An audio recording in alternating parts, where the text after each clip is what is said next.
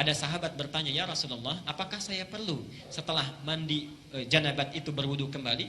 Kata Nabi, harus seperti mandi apa lagi untuk membersihkan? Bahasanya metafor, harus seperti mandi apa lagi? Artinya setelah wudu setelah mandi tidak perlu wudu lagi. Jelas sampai sini?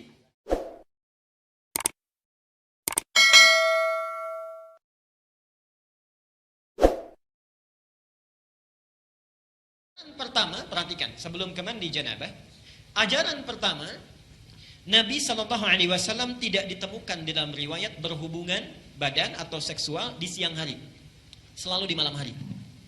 Ya, bila Rasulullah SAW berhubungan dengan istrinya, itu selalu di malam hari. Jadi kalau bapak ibu ingin mengikuti sunnah, mengikuti Rasulullah, maka usahakan semaksimal mungkin kalau ingin melakukan hubungan, lakukan di malam hari, bukan siang. Oke, baik. Sekalipun tidak ada larangannya, tapi Nabi mengajarkan di malam hari. Teruskan.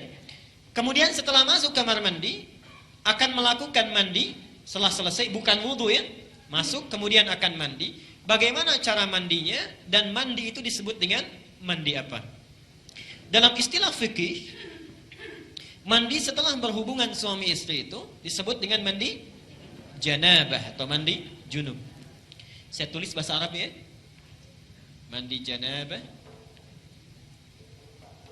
atau junub. Bukan janub tapi junub.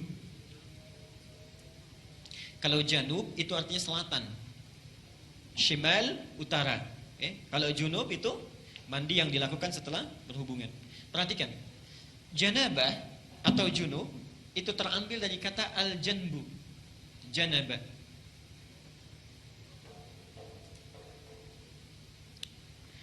Yang berarti sisi, satu bagian atau pinggir tertentu. Sisi, satu bagian atau pinggir tertentu. Karena itu orang Arab kalau mengatakan, saya di satu sisi, kamu di sisi yang lain. Ana fi hadzal janib wa anta fi janibin akhar. Jelas ya? Satu bagian tertentu.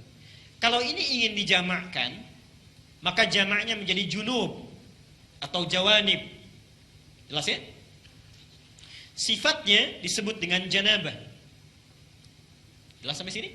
Baik. Kenapa mandi itu disebut dengan mandi janabah? Beda dengan mandi yang biasa.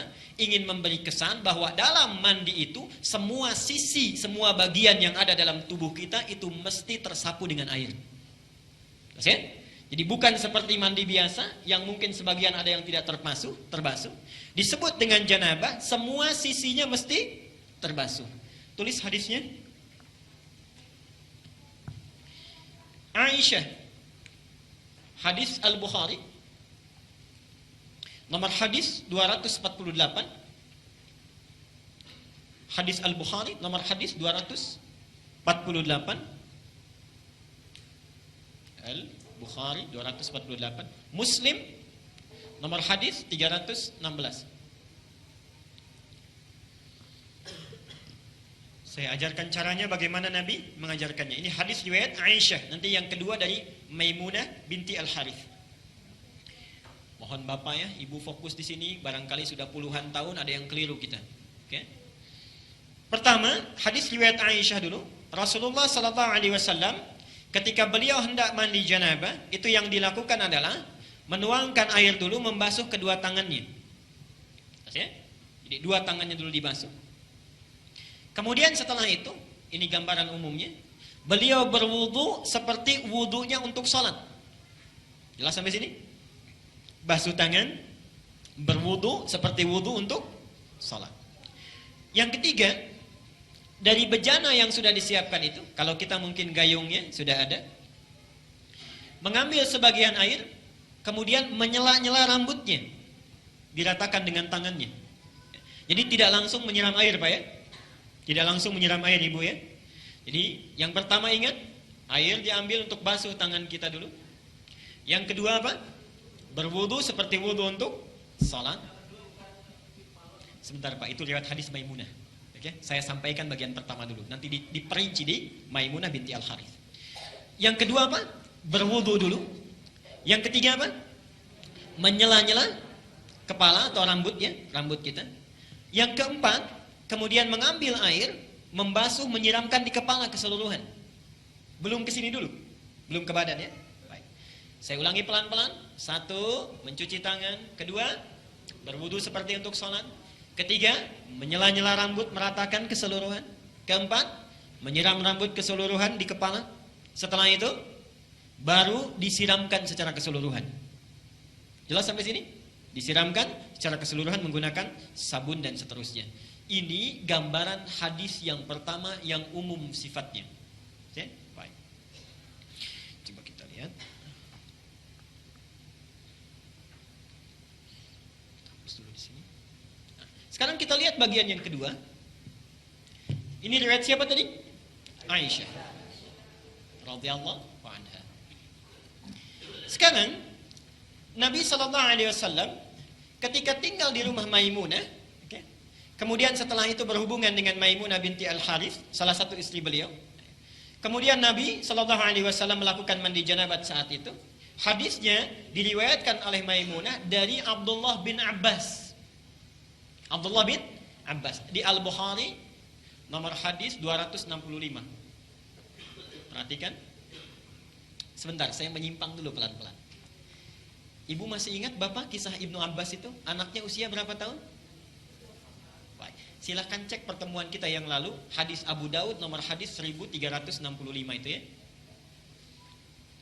Ibnu Abbas dalam usia 4-5 tahun itu memaksa ingin tinggal di rumah bibinya Maimunah. Jadi Maimunah ini bibinya Ibnu Abbas. Tinggal di sana, ingin melihat bagaimana sifat bangunnya Nabi dari tidurnya sampai tahajud. Saya pernah terangkan ini ya. Baik. Ibnu Abbas memperhatikan itu, berdiri di depan kamar Nabi, diperhatikan bagaimana kira-kira Nabi bangun tidurnya.